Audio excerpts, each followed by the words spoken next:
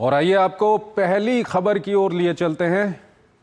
पश्चिम Asia में America, Iran और Israel के बीच युद्ध की स्थिति में कोई खास बदलाव नहीं आया है।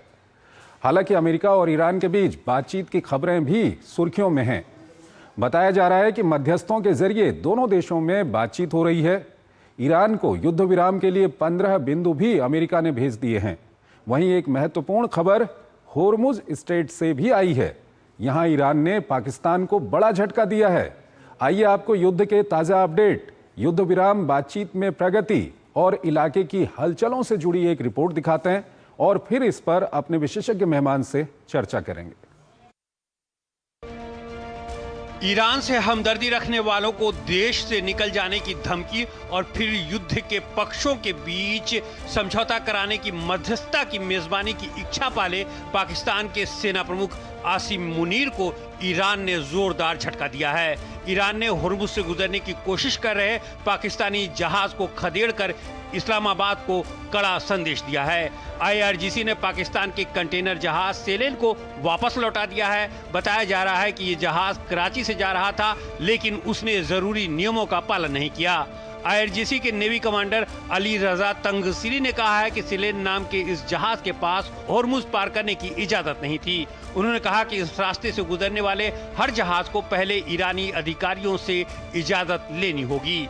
ईरान ने संयुक्त राष्ट्र और अंतर्राष्ट्रीय समुद्री संगठन को बताया कि केवल नॉन एनिमी यानी गैर शत्रुपूर्ण जहाज ही उसकी अनुमति से इस रास्ते से गुजर सकते हैं। ऐसे में जब पाकिस्तान खुद को जंग में मध्यस्थ बताने की कोशिश कर रहा है, ठीक उसी समय होर्मुज स्ट्रेट से उसके जहाज को पार न कर पाना अंतर्राष्ट्रीय शर्मिंदगी का कारण बन गया है। वहीं जंग की शुरुआत से ही अब तक भारत के 5 LPG और तेल टैंकर होर्मुज से गुजर चुके हैं। इनमें जगवसंत, पाइप गैस, शिवालिक, नंदा देवी और जग लाटकी शामिल हैं। हालांकि युद्ध रुकवाने के लिए हो रही बातचीत को लेकर सभी पक्षों द्वारा किए जा रहे दावों से ये तय कर पाना मुश्किल है कि किस पर विश्वास किया जाए। राष्ट्रपति ट्रंप इस बात पर अब भी अडिग हैं कि ईरान के साथ सार्थक बातचीत हो रही है। इसमें ईरान के बड़े नेता शामिल हैं।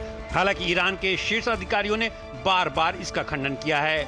खबरों के मुताबिक ट्रंप प्रशासन ने ईरान को 15 सूत्री युद्ध विराम योजना का प्रस्ताव दिया है। ये प्रस्ताव मध्यस्थों के जरिए तेहरान भेजा गया है। दावा किया जा रहा है कि योजना ईरानी अधिकारियों को सौंप दी गई है। न्यूज एजेंसी AP को मिली जानकारी के अनुसार प्रस्ताव में ईरान पर लगे प्रतिबंधों में राहत, परमाणु कार्यक्रम को सीमित करना, अंतर्राष्ट्रीय एजेंसी की निगरानी, मिसाइल कार्यक्रम पर नियंत्रण, होर्मुज स्ट्रेट से जहाजों की सुरक्षित आवाजाही जैसे अहम बिंदु शामिल हैं।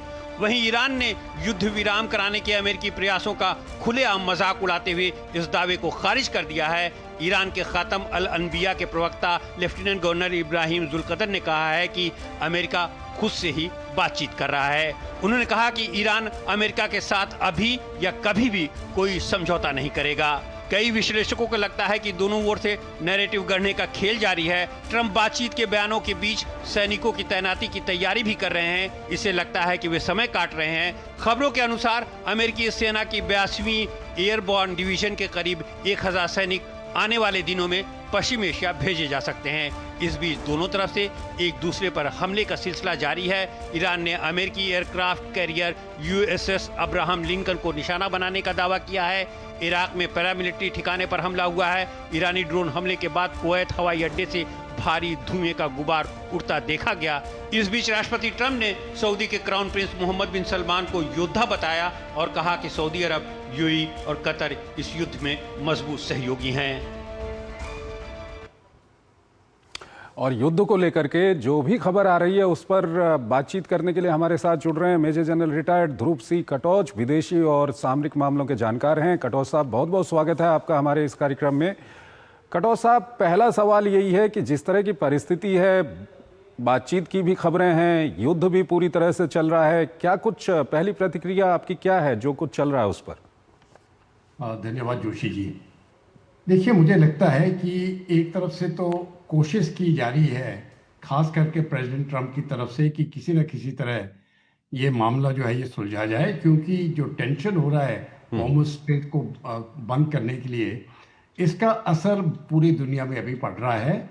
यूरोप में भी पड़ रहा है और जो अरब कंट्रीज़ हैं, जो अरब कंट्रीज़ गल्फ में हैं, उनके ऊपर भी पड़ रहा है। तो कई जगहों से और खास करके अमेरिका की पब्लिक ओपिनियन से भी प्रेसिडेंट ट्रम्प के ऊपर दबाव है, वो किसी ना किसी तरह से इसको बंद करना चाहते हैं। जी। अभी ईरान ने तो मना कर दिया है कि ठीक है हमारे साथ कोई बातचीत नहीं हो रही है, लेकिन मैं इसको मानने वाला नहीं हूँ। कहीं ना कहीं बातचीत जरूर हो रही है, किस लेवल पर हो रही है इस समय पर पता नहीं है। लेकिन दोनों, ईरान भी अपने कार्ड जो है वो आगे नहीं करेगा और ना तो अमेरिका करेगा। अभी आपने ये भी बताया कि अमेरिका की तरफ से जो उनकी एयरबोर्न फ्लीट, एयरबोर्न सोल्जर्स हैं, वो भी अभी तैयार किए जा रहे हैं, जिससे लगता है कि ये युद्ध आगे चल रहा है। मैं इसको दूसरे तरीके से सोचता हूँ। मैं समझता हूँ कि अगर अमेरिका ने दबाव डालना है तो वो क्रेडिबल होना चाहिए, और अगर इस प्रकार के ट्रूप मूवमेंट ना हो तो अमेरिका की क्रेडिबिलिटी खत्म हो जाएगी। इसका मतलब नहीं है कि ये ट्रूप्स इस्तेमाल होंगे, ये मुझे लगता है एक तरफ से क्रेडिबिलिटी क्रिएट करने के लिए है। ठीक है। लेकिन जो सबसे जरूरी चीज मैं समझता हूं है, जो हॉर्मुज स्ट्रेट के ऊपर जो ईरान का कंट्रोल है, इसके ऊपर कोई शक नहीं है, क्योंकि जो शिप्स वो भेजना चाहते हैं वो निकल रही है, और जिसको नहीं भेजना चाहते हैं, जैसे कि पाकिस्तान की शिप को वापस कर दिया, वो भी उन्हीं के कंट्रोल पे है। तो सर, ये मध्यस्थता करने को लेकर के जिन देशों के नाम सामने आ रहे हैं, कहा जा रहा है कि इन देशों के मार्फत वहां तक मैसेज पहुंचाया गया और मैसेज भी यहीं से रिसीव हो रहा है। कई सारे देशों के नाम हैं, हमारे पड़ोसी भी हैं उसमें, क्या कुछ कहेंगे आप? नहीं, देखिए ये बात तो सही होगी कि कई लोग अपनी तरफ से भी कई लोग कोशिश करते हैं। जब किसी को पाकिस्तान की तरफ से मुझे नहीं लगता है कि किसी ने रिक्वेस्ट की है, या तो अमेरिका ने भी रिक्वेस्ट नहीं की होगी, लेकिन वो आपस में खुद ही चले गए मैदान में कि ठीक है हम इसको कर सकते हैं। लेकिन इस प्रकार का समझौता करना ये बहुत मुश्किल वाली चीज है, और मुझे लगता है कि अगर कोई कहीं पर बैठना की जरूरत होगी इनको, तो पाकिस्तान को तो कभी भी ईरान जो है, इजराइल कभी एक्सेप्ट नहीं करेगा। आज एक खबर ये भी आ रही है कि ईरान ने होर्मुज से पाकिस्तान का एक शिप था उसको वापस लौटा दिया। हाँ, मैं उसी का जिक्र कर रहा था, एक शिप उन्होंने लौटा दिया। अभी क्योंकि उन्होंने कहा कि उसने जो हमारे जरूरी परमिशन है वो नहीं लिए, और पाकिस्तान ने समझा कि क्योंकि वो एक और मुस्लिम देश है और उसको निकलने देगा। वो देखिए, उसको अगर निकलना है $2 मिलियन देने की आवश्यकता है, और वो भी अगर वो दोस्त हो। अगर दुश्मन देश, अगर ईरान उसको दुश्मन देश समझता है तो पैसों के साथ भी नहीं जा सकेगा। अगर वो दोस्त देश समझता है तो मुझे लगता है पैसों के साथ निकलने देंगे वो। उन्होंने $2 मिलियन का फीस लगाई है, जो इंश्योरेंस फीस है मुझे लगता है कम है। तो एक तरफ से ये जो उन्होंने एक तरीका दिया है, जो न्यूट्रल कंट्रीज है उनको, देखिए आपको हम मौका दे रहे हैं, तेल जा सकता है। हाँ सर, यहाँ पर एक महत्वपूर्ण सवाल आपसे मैं जानना चाह रहा हूँ। जिस तरह की स्थिति है उसमें ईरान को कितनी ज़रूरत है बातचीत की, समझौते की, और ईरान कितने दबाव में है यहाँ पर? क्योंकि ईरान के ऊपर जो दबाव है, ईरान की जो मजबूरियाँ हैं, उसको लेकर के थोड़ा सा, अगर हम नरेशन के युद्ध की बात करें तो इसकी बात थोड़ा सा कम हो रही है। नहीं, देखिए इसमें तो कोई शक नहीं है कि ईरान के ऊपर बहुत ज़्यादा दबाव है। अब देखिए, हजारों की तादाद में उसके ऊपर बॉम्ब्स गिरे हैं, जो उसका इंफ्रास्ट्रक्चर है वो क्रिपल हो चुका है। मेरा खुद का मानना है कि जो वो मिसाइल्स बनाता था वो सब फैक्ट्रियां बंद हो चुकी हैं। उसकी जो रिक्यूपरेशन कैपेसिटी है कि ठीक है मेरे इतने मिसाइल खत्म हो गए, मैं और बनाऊंगा, वो उसके पास कैपेसिटी नहीं रही है। तो जब भी वो जो भी हथियार फायर कर रहा है वो रिप्लेनिश इतनी आसानी से होने वाला नहीं है। उनके पास भी बहुत दबाव है, और ज्यादा दिन इस प्रकार से वो टिक नहीं सकता है। तो ये खेल हो रही है कि ज्यादा कौन, जब ये समझौता होगा तो किस बेसिस पर होगा। ईरान इतनी जल्दी वो हार मानने वाला नहीं है, और अमेरिका भी अमेरिका चाहता है कि ये जल्दी हो जाए। ये दोनों तरफ से इस प्रकार का सिचुएशन चल रहा है। मेरा खुद का कहना था कि अगर ये बॉम्बिंग बंद हो जाती है और समय देते 1 या 2 हफ्ते, तो ईरान की पब्लिक भी बीच में आ जाएगी।